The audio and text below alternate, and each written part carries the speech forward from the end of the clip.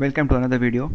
We all know the famous concept originated in Japan called Kaizen, that is continuous improvement or change for the better. Another famous and most followed concept in manufacturing industry originated in Japan itself, that is JIT, just in time, developed and implemented first time by Toyota Manufacturing Company. If you are preparing for PMP or CAPM exams, it is one of the concepts from quality management knowledge area. Let's take a look what it exactly means.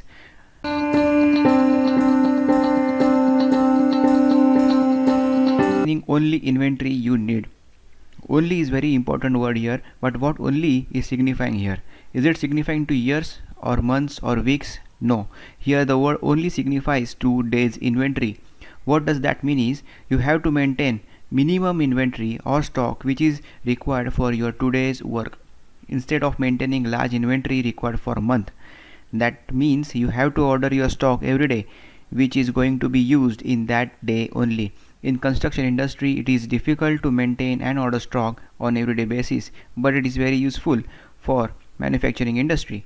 Like Toyota and many leading manufacturing companies have adopted this concept. Having seen this, let's see pros and cons of this concept. Benefits. First one is space. As you are aiming for a day's inventory, you don't need big size warehouses for your project altogether, do you? You just need a place where you can store days inventory effectively from all prospects like safety and ease of access. Some companies have preferred JIT to that extent that they take in stock or parts in production line right from the trucks. So there is no need of storage also. Second one is cost.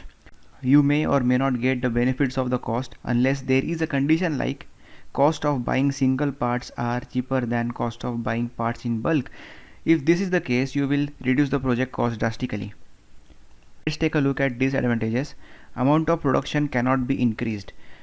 As we have limit or stock available for today's production only, we cannot increase the production limit without prior planning. If we want to do so, we have to plan in advance. The second one is no mistakes.